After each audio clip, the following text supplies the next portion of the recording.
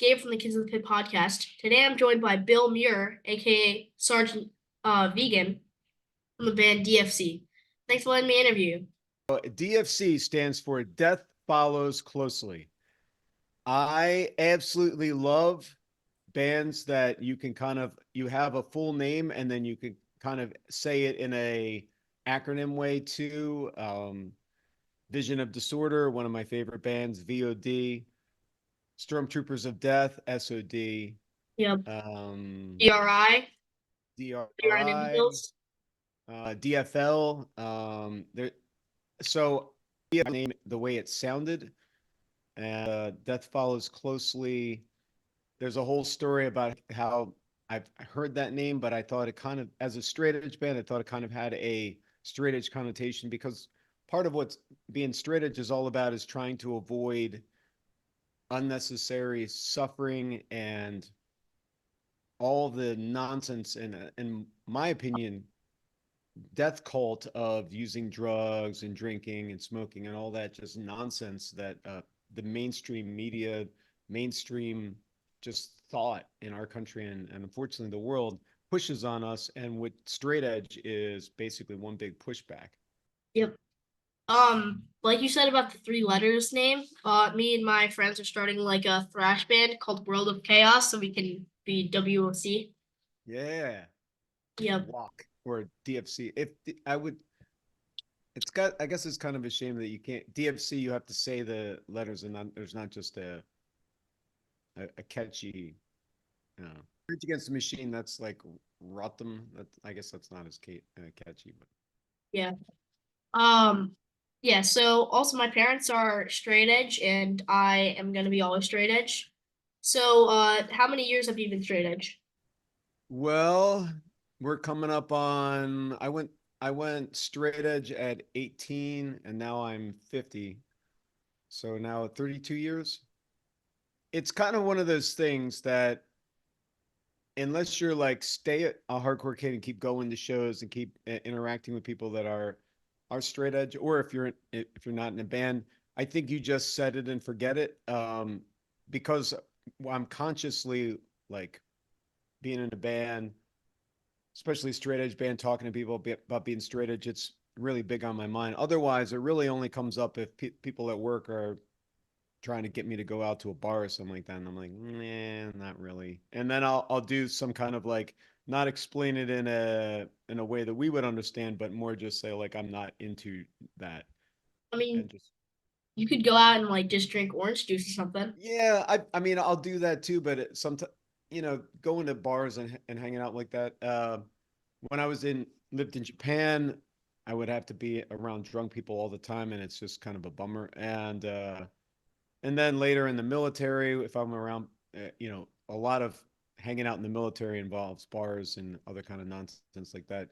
It just gets kind of old. It's not that I don't want to go hang out with people that are, not exactly like me. It's just I really have just about anything better to do than to be at a bar with people drinking.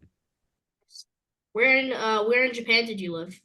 So I first lived in a place called Osaka, and I studied in Osaka for a year as an exchange student, and then I moved there, and I lived in Tokyo for 5 years.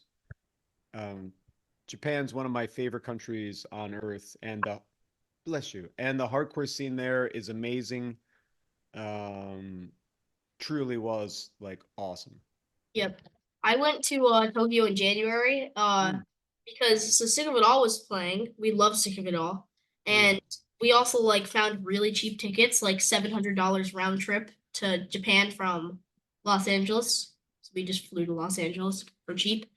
Um, but yeah, we went to Tokyo and it was amazing and saw Sick of It All twice.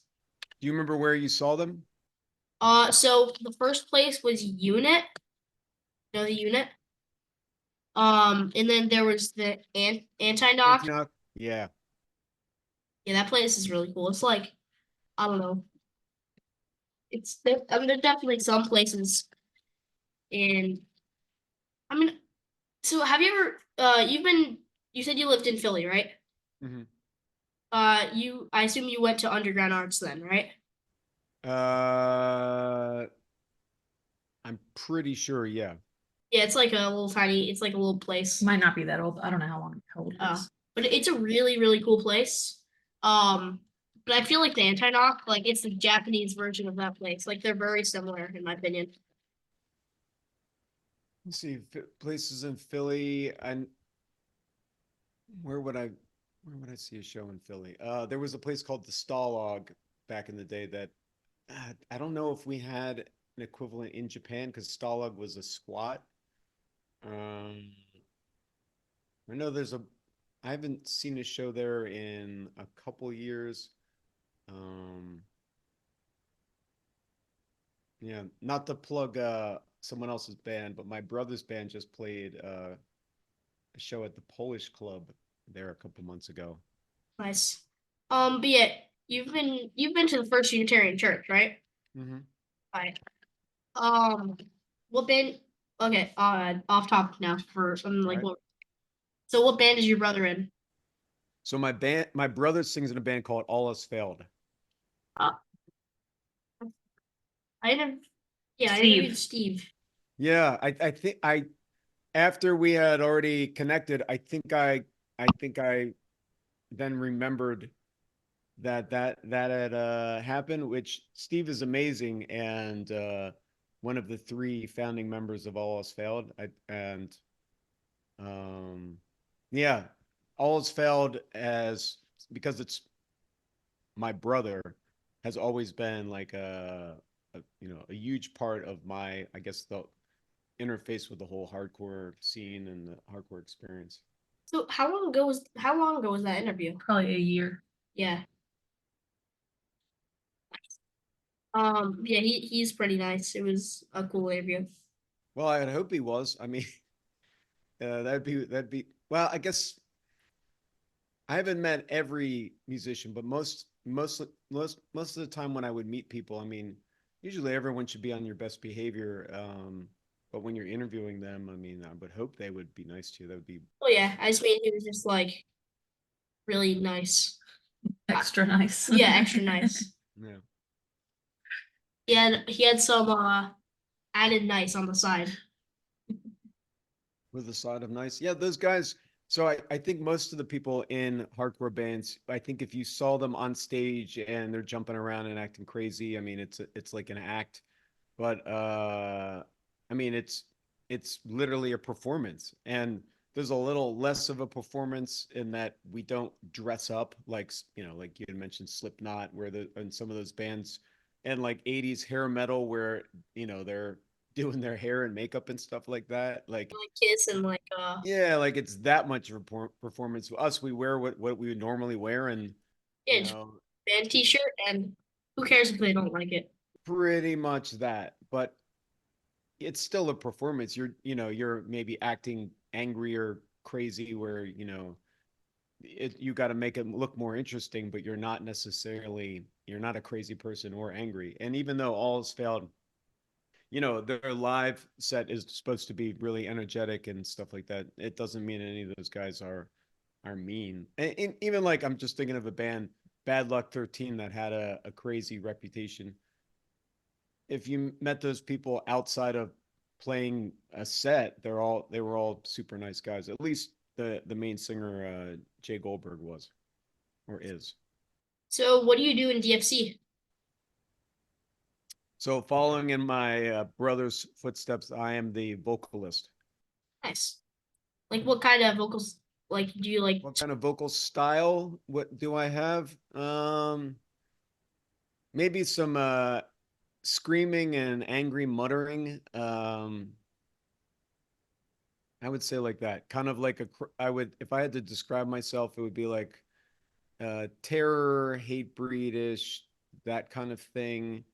Um, I know that knocked loose vocal style is popular with some people. I don't do that, and I don't, and it kind of it's not my thing. Yeah. I mean, I really like Hatebreed. I've seen them like a ton of times. Yeah, Probably at least like five. Um, yeah. I've gone to a lot of Hatebreed shows. They're really like, yeah, just whenever we're in the area, we make sure to see them because they're awesome.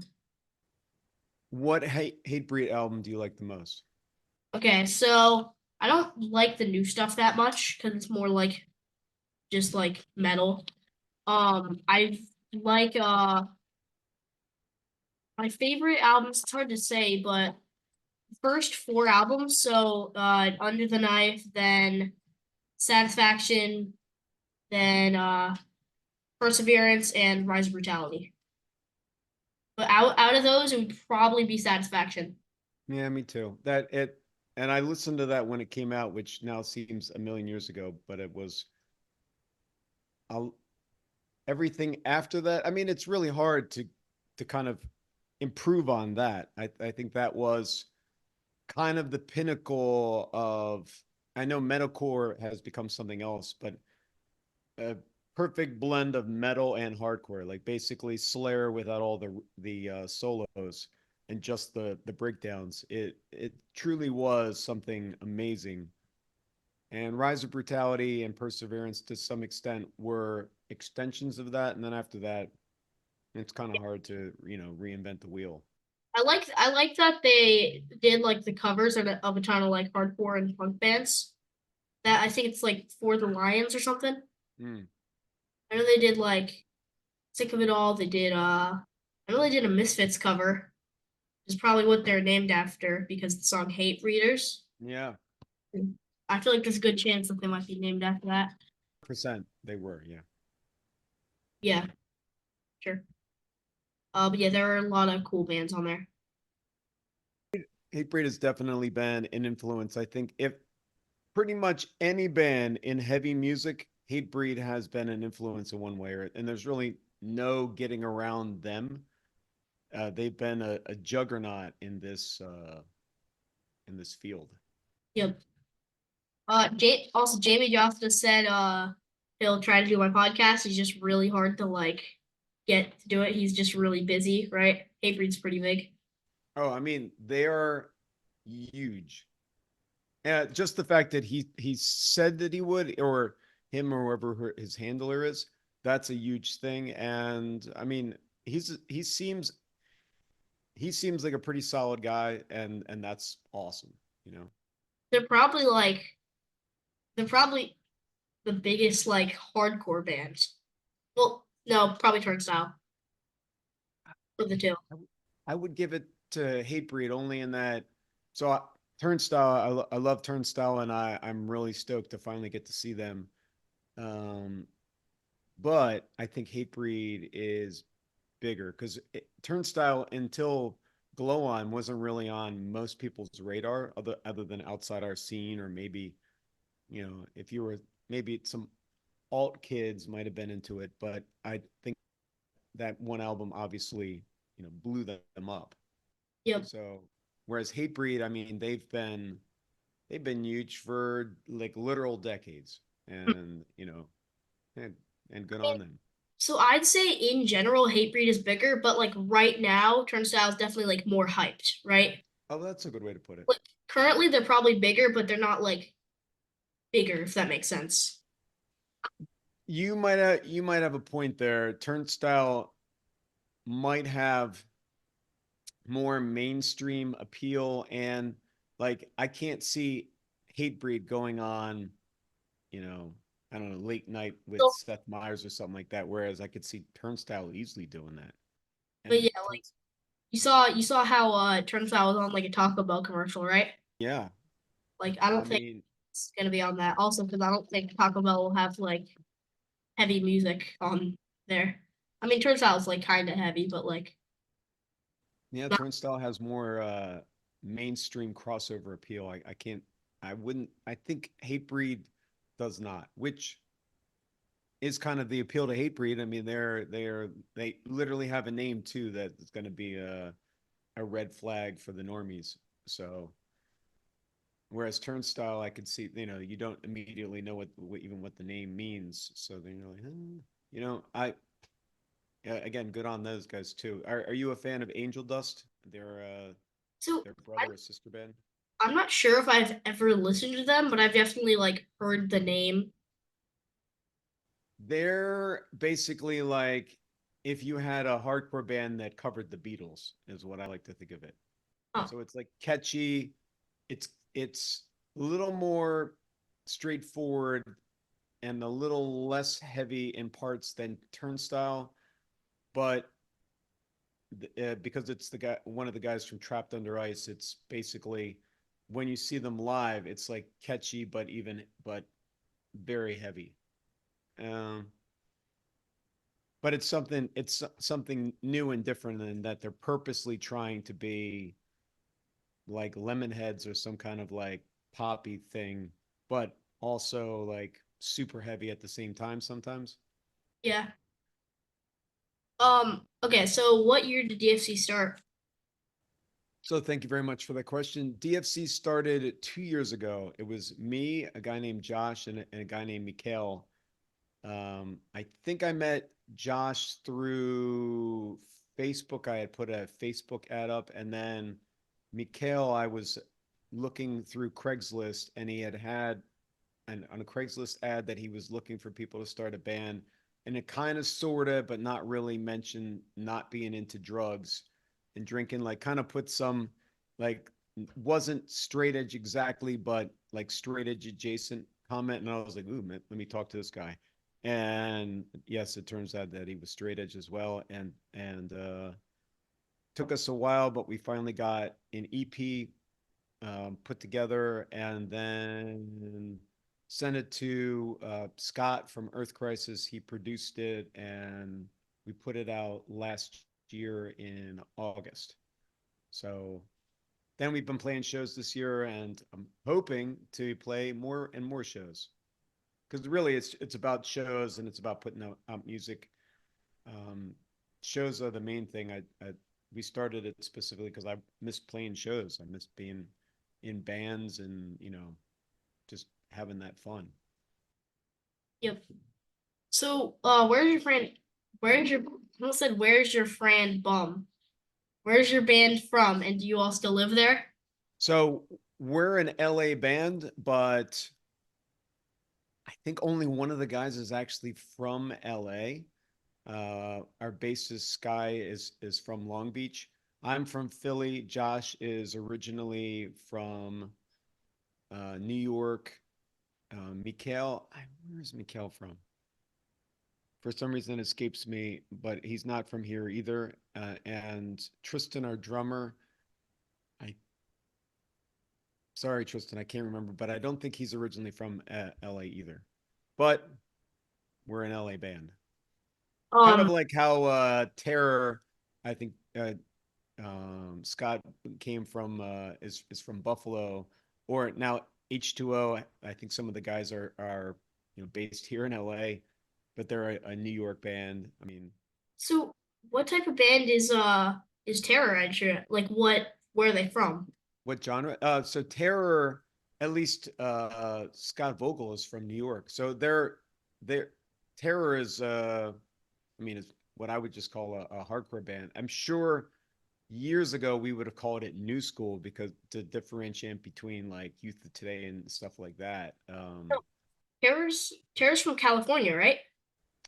Terror is a California band, but I don't think any of the guys are from California originally. And that's when people say where are you from, you know, it all depends on like I guess the viewpoint of the person asking the question. Like I could say I'm from America, and that's right. But if I'm talking to another American, then that doesn't make sense as an answer. Uh, if someone's asked me where I'm from, they could be meaning like, where are you from? Like before LA, because I've lived in LA for 10 years now. And then I would say Philly, because I grew up in Philly, but I'm still very connected to Philadelphia, but, I guess I don't consider myself an LA person, but I mean, this is where I live. Nice. We live like an hour south of Philly. We're in Middletown, Delaware. Hmm. Yep. Tax free, right? Yeah. Well, yeah, just sales tax, not other Oh tax. man, It's that that nice. is amazing. But I'm sure there's sure there's pluses and minuses to living everywhere. I think there's probably some places where there's no pluses, it's all minuses, but Philly, Delaware, a lot of the places that I've been to on the East Coast, lots of pluses to live there. California, lots of negatives, but the weather is amazing most of the time. And Uh, we have the beach. so a funny story about California. Mhm. Uh, we have some friends that live there, and when I said I went to Japan earlier. And we went to California. We just stayed overnight in the airport the first time, but on our way back, we went to like explore California with one of our friends that lives there, and he just showed us around. And then, of course, the one day we're in California, to fly starts raining. Hmm. Like Yeah, it's weird. Uh, days out of this the has been, probably due to climate change, but I'm not really sure on the day to day. It's been rainier than normal here. Usually we're in a drought, but lately it's been raining a lot. So it's weird that you came on a rainy day, but I'm Yep. looking outside the window, it's overcast. Mhm. And I don't know, maybe it's like that just to spite me. I don't know. But Yeah. usually it's sunny here. But like I feel like when California, like whenever it rains, like everything is just out. Everything closes. Yeah. Because like Venice Beach was closed, all the shops were closed. Like, The beach wasn't closed, but the shops were. well, yeah, I mean, like there was no one at Venice Beach, but all the shops at like Venice Beach were closed. It was crazy. When I think of Venice Beach, I think of suicidal tendencies. And at least as a kid, that's what I would have thought of. And then now I just think it's like somewhere between like a homeless mecca and gentrified. It's a weird thing. Yep. I'm Also, you share the same name share the same last name as the Mike, yeah. singer of Suicidal, Mike Muir. Wait, is it spelled the same way? Spelled the same way, yeah. Wow. I'm not sure if we're related, but I would love to think so because he's a great singer and I think he did so much to bring our type of music to the masses and Yeah. definitely blew up hardcore and skate punk and wow, it's just an amazing. I would have loved to have been here for that. Yep. Also, here's my Mike Muir impression. Like All when right. is live, like he does the like hand thing. You know how he'll like move back and forth like this? It's almost like two-stepping without your legs. Or a little bit. So I've never been able to get to see them. There were a couple times I almost went. I think I when I was in Japan, I have a lot of almost, but almost saw them, but I think I had to go home instead. Oh, But they're playing this basically the punk rock Coachella in July or no, June called No Values Fest and I'm finally going to get to see them along with a whole bunch of other bands. It's going to be amazing. nice. Actually going to be Um, probably actually going to be more annoying than amazing like those gigantic shows where there's like 50 bands playing and 50,000 people are usually really, really, really annoying. There's just always, something that sucks about it. But I'm sure the memory of it and, those moments where you finally seeing a band that you wanted to see for so freaking long, it's going to be awesome. And like little bands that I haven't liked for years or even thought about, like Dead Milkmen are playing. So to get to start with seeing Dead Milkmen and end with like, the Misfits playing, it's just going to be like yep, pretty too cool. awesome. Um, for like, for suicidal tendencies, like the only album I really know is the first one. Like, it's self-titled, right? Yeah. Yeah. Uh, Lights Camera Revolution is also worth a listen. Yeah, Um, I've checked it out. So I like it. I just don't like it as much as the original. that's fair. But I know Usually, songs on usually people I mean, even the most of the best musicians only have a couple really good albums in them, and if they stay along around longer than that, it fizzles out. And usually the first thing people put out is something that they've been holding inside for so long, and it's their best. And then usually by the third or fourth, as we were talking about Hatebreed, it's why they've been around for so long, it's kind of hard to kind of come up with something new to say and in a new way to say it. So um usually the first couple albums are the best. Only the most awesome musicians are able to kind of keep coming up with something new and exciting. Um, so yeah, have you been in any other bands? I was in a band called Till I Die in Japan. We're briefly mentioned in there's a couple different there's a straight edge, not encyclopedia straight edge, but some straight edge book that briefly mentions us. We were around late 90s to early 2000s, and that I'm my hope with DFC is that DFC is kind of a continuation with my my trying to push the straight edge agenda with Till I Die, but kind of a musical perfection of what I was trying to do with Till I Die, because with Till I Die it was with all Japanese members, and my Japanese was okay then, but trying to write music when in your second language is kind of difficult. Yeah.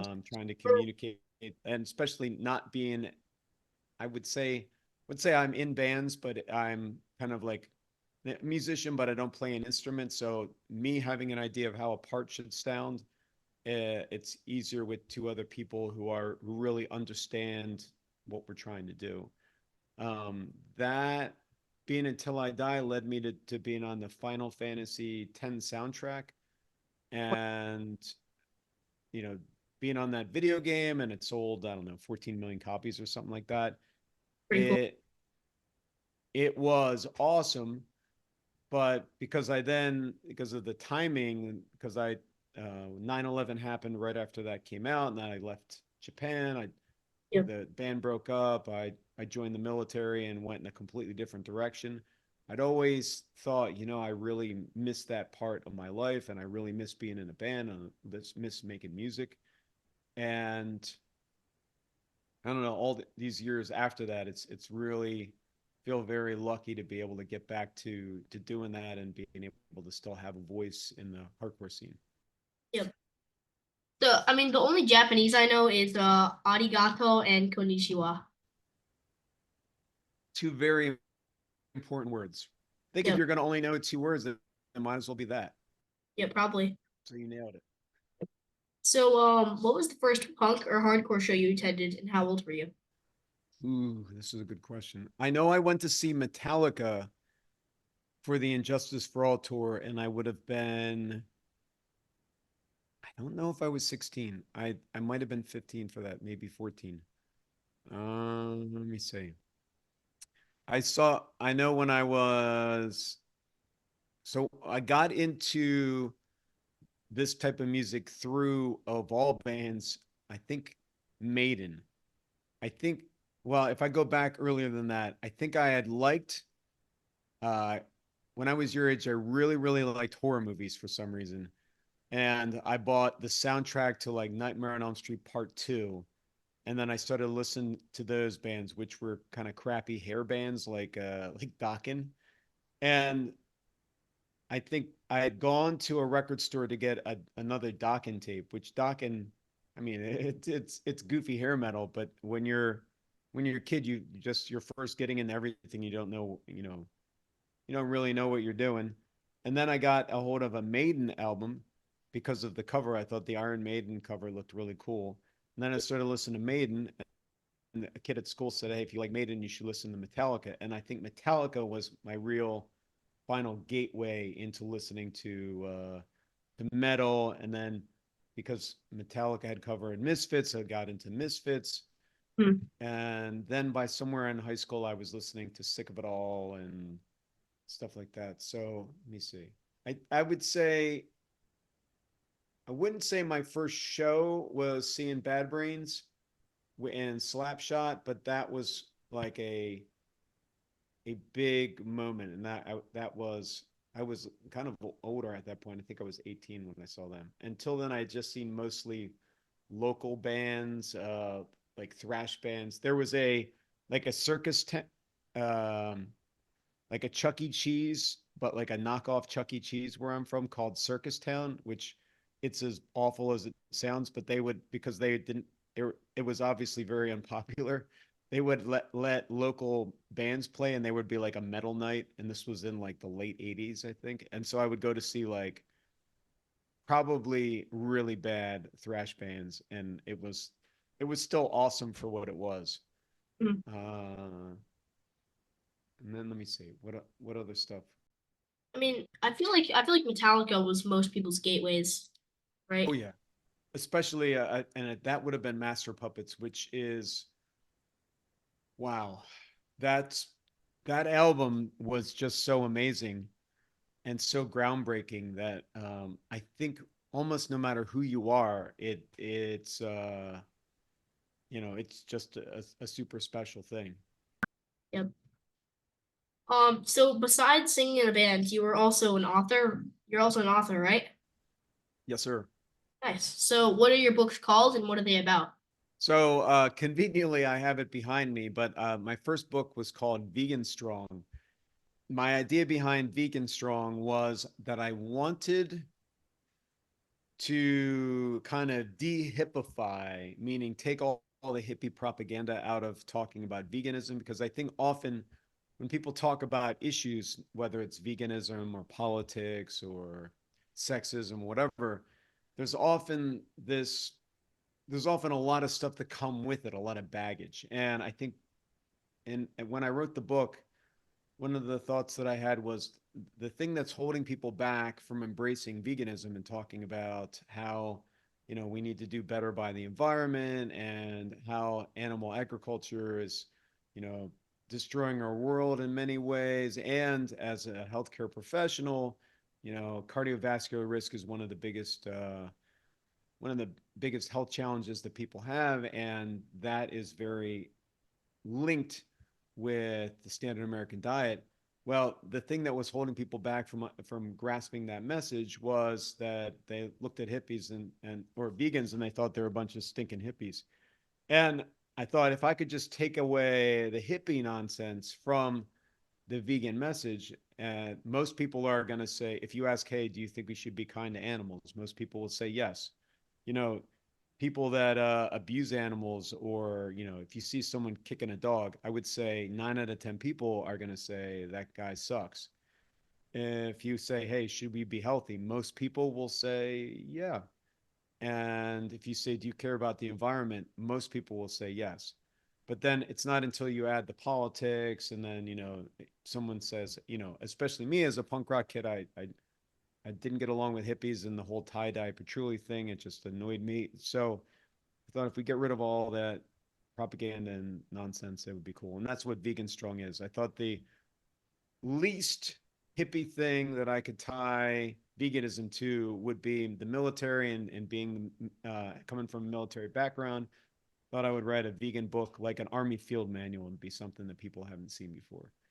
Then behind me in the middle, I wrote a kid's book called The Adventures of Sergeant Piggy, because veganism often, I saw a couple of vegan books for kids, but they were like weepy, sad stuff. And when you're a kid, the world is an awesome place. I mean, honestly, the world is an awesome place for everyone, but the world is everything good and bad.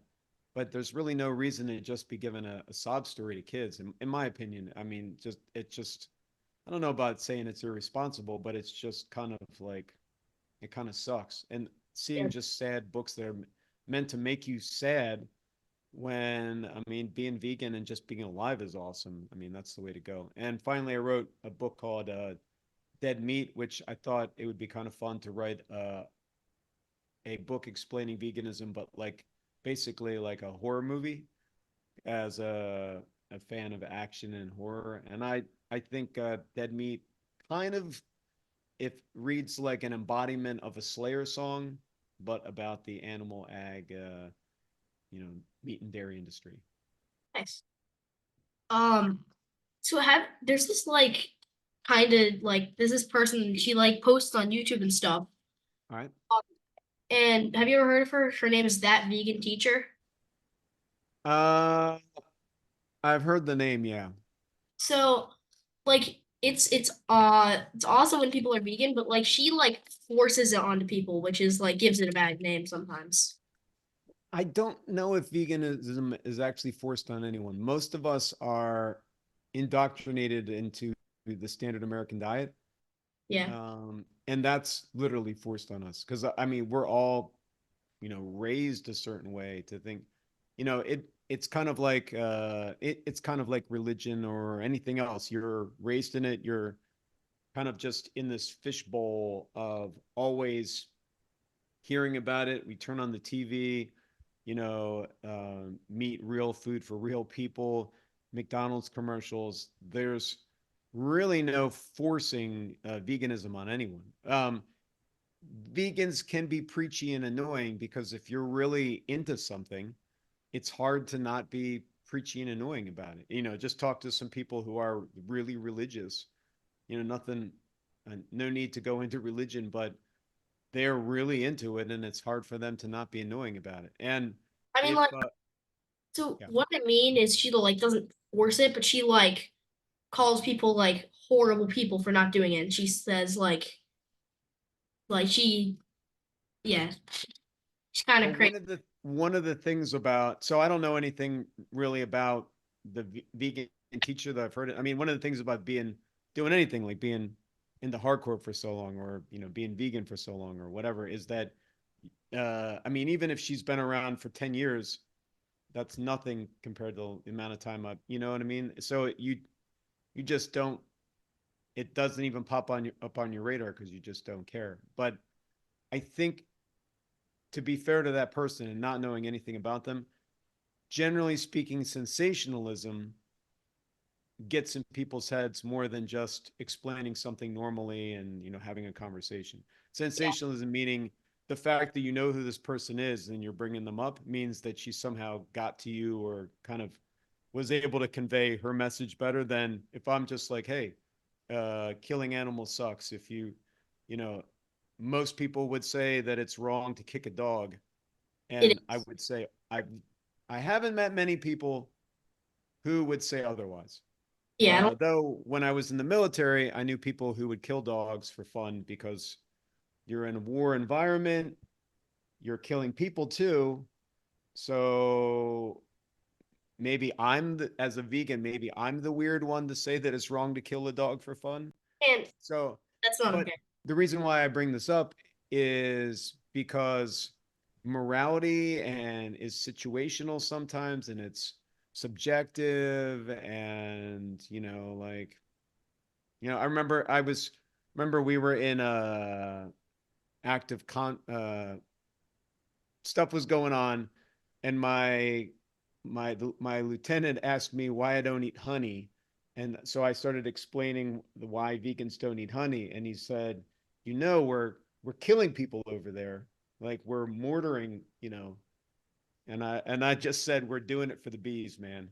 Uh, so I think at the end of the day, everything you have to kind of like be able to kind of not take yourself too seriously, and not knowing anything about vegan teacher, but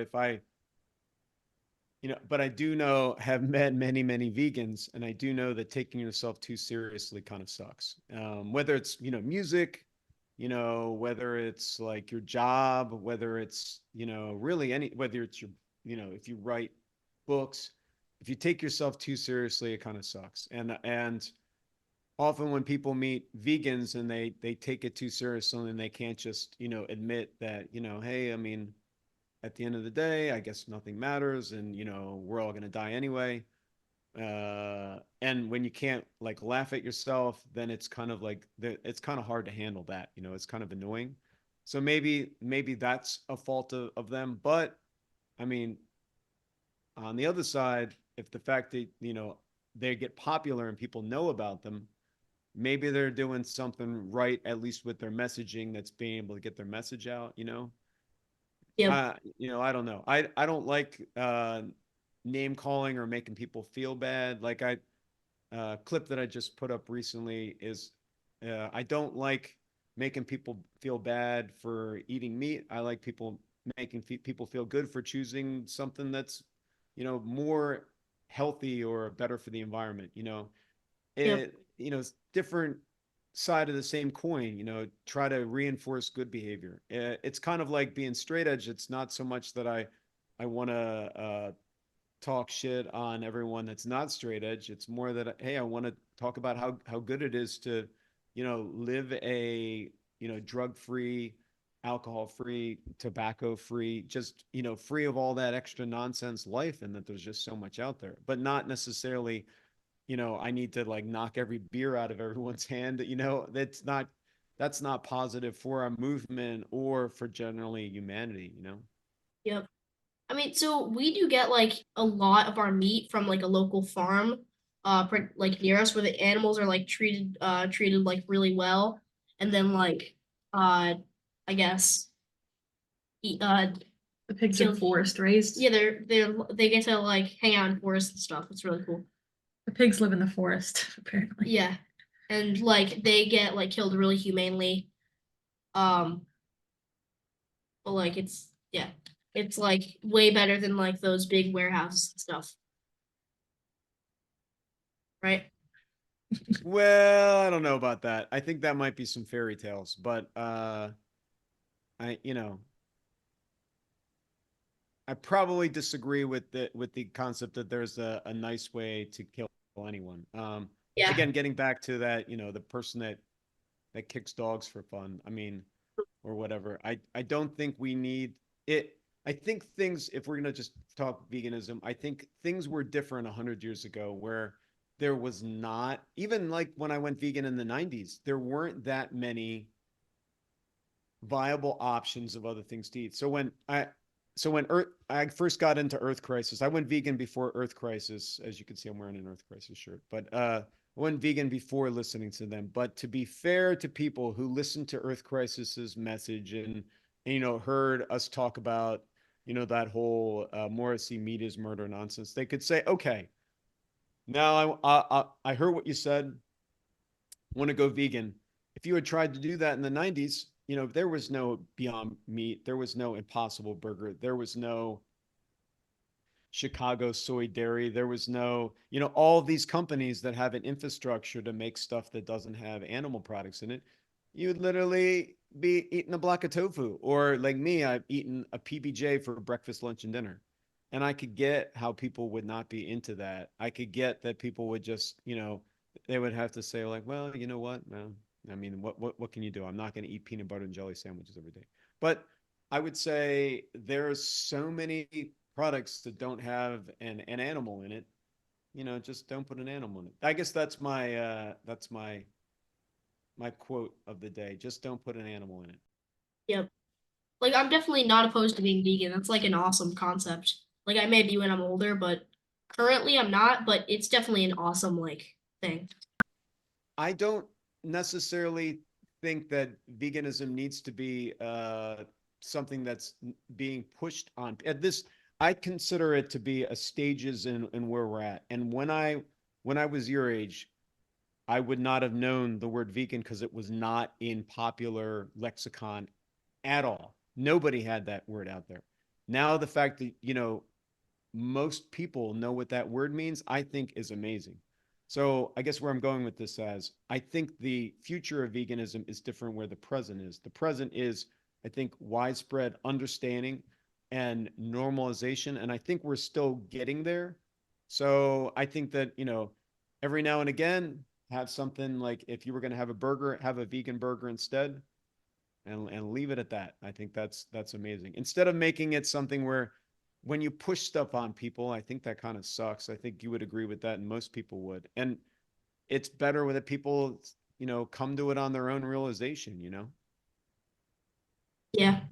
And, sometimes vegan straight edge bands and sometimes, vegan YouTubers like you were mentioning a vegan teacher, it could come off preachy and annoying. And at the end of the day, preachy and annoying, even if it's something that I really agree on, is wrong. I remember was hanging out with some activists and they were doing something like they were going into restaurants and yelling at people.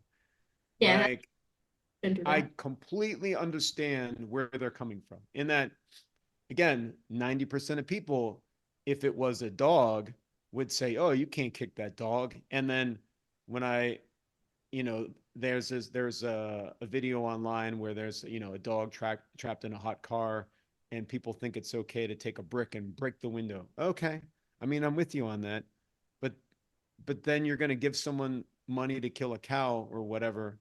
Like, that just doesn't compute. Like, I know that everybody has to take their, figure out where they stand on stuff, but I think consistency is it's worth more than anything. And I again that analogy in when we're talking military where people were abusing dogs.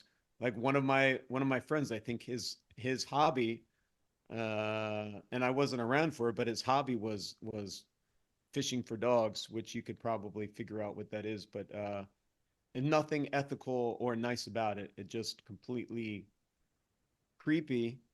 But how much different is that than other things that people do that are condoned in American society, especially around animal agriculture? I don't think it's any different. Yeah. Um, and that guy, uh, am even though that guy was doing some stuff that I think is creepily awful, if we're gonna talk how different is it than you know hunting, zero different. Am I gonna go talk shit on hunters? No. Like, do I think people need to hunt anything in this day and age? Kind of. I think H2O has a song, "Riper." No, Forest King. I would agree. Like 100 years ago, very very necessary. Now the only thing anyone has to do is go down to their local supermarket, like, and hunt for a good deal. Mm. But okay, I mean, I have friends who hunt, and I'm not gonna say anything because I guess whatever. I mean, they already know how I feel about it, so harassing them doesn't help. Yep. So if you could tell your 12-year-old self anything at all, what would you tell him? Have more fun. Honestly, I think that's the biggest thing that I would tell my 12-year-old self. I think growing up, I know every generation likes to think that they had it the hardest, and every generation likes to think that their time as a kid was either the hardest or the best or something like that. And but I think that growing up and finding yourself is always a difficult thing. I think adolescence is hard because it's meant to be hard. And if it's easy, if anything is easy, it's usually not worth doing, maybe. But I think having more fun and realizing that everything would work out, if I could kind of like go back in time and use a time machine. I mean, there's lots of things that I would use a time machine for, but the first one would be like I'd stop at my 12-year-old self. I would give them maybe like maybe the first minor threat, sick of it all. Maybe I would give them a Hatebreed album and say like, hey, have more fun. Don't worry so much. Like, definitely get into straight edge and become vegan straight edge earlier, and enjoy life. Because I think kids from every generation, but I think with social media and stuff like that, kids worry more, and there seems to be more anxiety nowadays than there was when I grew up. And I think a lot of that is because social media makes this kind of echo chamber, this churning echo chamber where everyone thinks things are worse than they might actually be.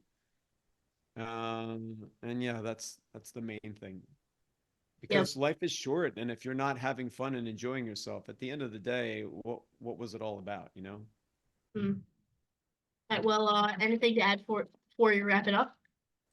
Anything to add? Well, that would be about it. I really enjoyed talking to you, and I love talking about hardcore, and keep up the good work, and I'm excited to hear more things about your band. Thanks. Yeah, so thanks to Bill for joining me today, and thanks to all you watching and listening. Please subscribe to my YouTube channel or follow me on Spotify and other streaming platforms. Until next week, bye.